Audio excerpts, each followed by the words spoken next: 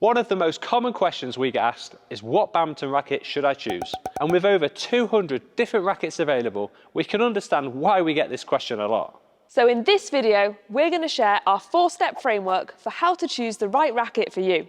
We've also both been using the Victor Thruster F for 2.5 years now, and we want to make sure that we're still using the best racket for us. So, as we're sharing how you can choose the right racket, we'll also be testing some new ones for ourselves.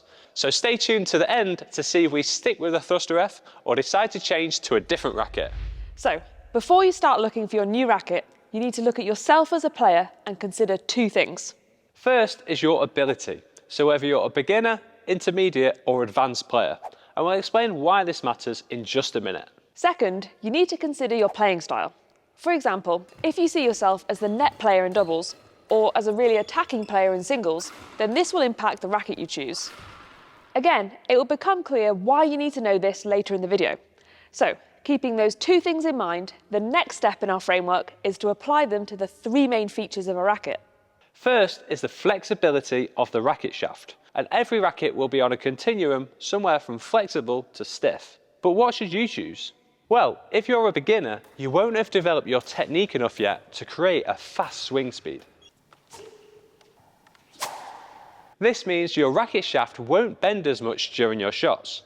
You should therefore choose a more flexible racket to help you with this, as research shows a fast racket head speed is the most important part of power generation. However, if you're a more advanced player, you should have developed your technique so you can create a fast racket swing speed. So here we'd recommend using a stiffer shaft. And as the stiff shaft doesn't bend as much when you strike the shuttle, it helps improve your accuracy and control.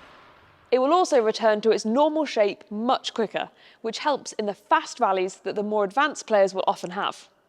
To show how much of an impact this has, we have a flexible racket and a stiff racket. And when we do this, you can see that the stiff racket stops moving after 3.5 seconds, and the flexible racket stops moving after 5 seconds. So yeah, this shows that the stiff racket returns to its normal shape much faster. And we know this isn't the most scientific test, but we did do it 10 times and got the same results. And a quick note, if you struggle with shoulder or elbow injuries, first you should do our Badminton-Specific Weights Programmes, link in the description. But you might also want to try a more flexible racket, as they're typically more forgiving. Okay, so we mentioned at the start of this video that we're going to be seeing if there's a better racket out there for us than our trusty Thruster F. So the 4 new rackets we're going to be testing are the Aura Speed HS Plus, the Aura Speed 90K Metallic, the Drive X10 Metallic, and the Thruster Ryuga 2 Pro. And these are all stiff rackets because, as we've mentioned, stiff rackets suit advanced players better. So to start our testing, we've just done some clears, drives, smashes and defence, and we already have a few ideas of what we're liking. But based on the flexibility alone, we're not actually going to rule any of these rackets out. Not yet anyway.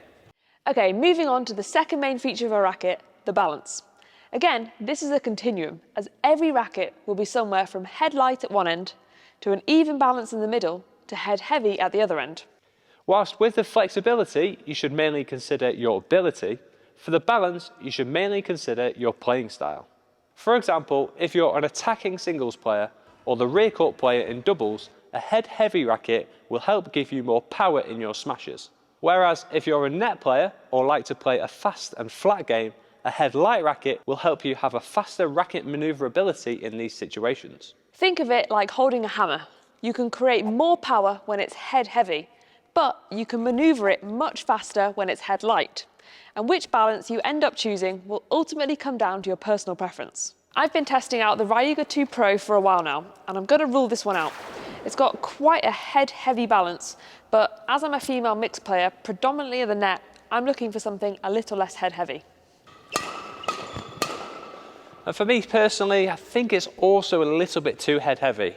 Despite it having great power and attack, I want something a little bit quicker through the air, as this will help me with my speed in my mid-court drives. If I was a singles player though, I'd definitely consider using it, as you usually have more time in between shots. And a lot of the time, you're relying more on the speed of your legs compared to the speed of your racket. So yeah, this is why pro singles players generally do go for more head-heavy rackets. And by the way, there's no such thing as a definitive singles or doubles racket, and you shouldn't be changing between events. Hopefully that's now busted that myth, and we no longer receive emails saying, "This is my singles racket, but what should I have as my doubles racket?" Okay, the third main feature of a racket is the weight. Now, badminton rackets have their own way of classifying a weight, which is what the number with the letter U at the end is for. So at the lightest end, there's 6U, where rackets are typically between 70 and 75 grams, all the way up to 2U, where rackets are between 90 to 94 grams. In general, 6U and 2U rackets aren't very common. 5U you'll see a bit more, but 4U and 3U are by far the most common options. And technically, there is a 1U racket, but these are usually training rackets that you can use to improve your strength. This one is 160 grams. Like with the flexibility of the racket, for the weight, you would mostly consider your ability. Lighter rackets are usually more preferable for beginners and juniors, and this is because they're more forgiving on your shoulder if you're not used to playing regularly, or if you've not developed your power and technique yet. Yeah, whereas most advanced players typically won't use a racket any lighter than a 4U. Of the 5 rackets we're choosing between, we've been testing a mixture of different flexibilities and different balance points, and 4 of them are a 4U weight, and the Drive X10 Metallic is a 3U weight. So, we've both already ruled out the Ryuga 2 Pro, and now, after lots more testing, we're ruling out this Drive X10 Metallic.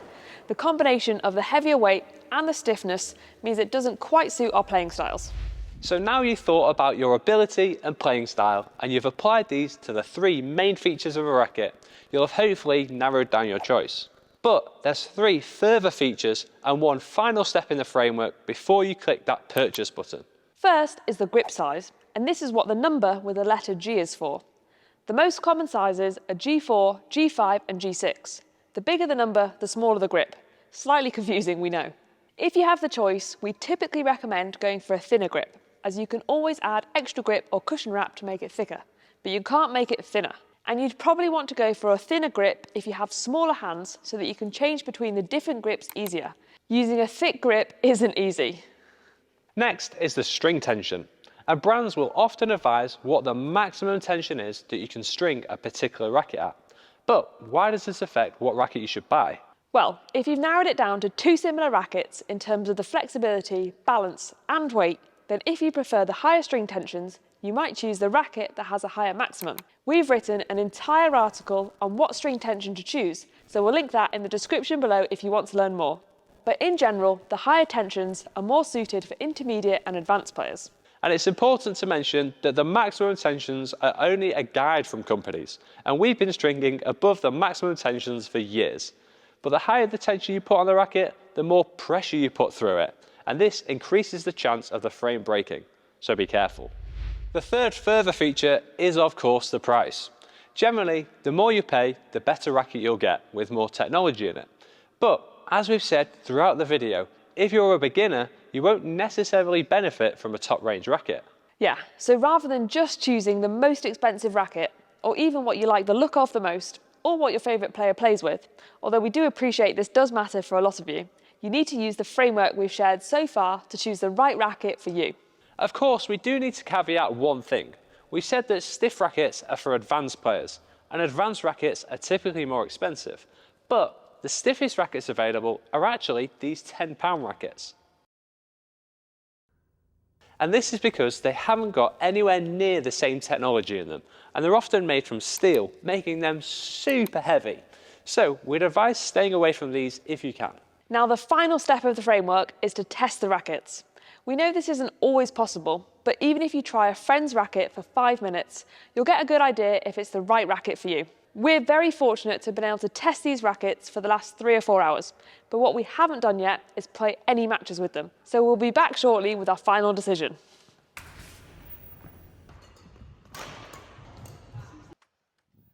Okay, we're back. And before we share what we've chosen, if you want to buy any of these rackets, or one that better suits you, then head to our sponsor Sakura Sport.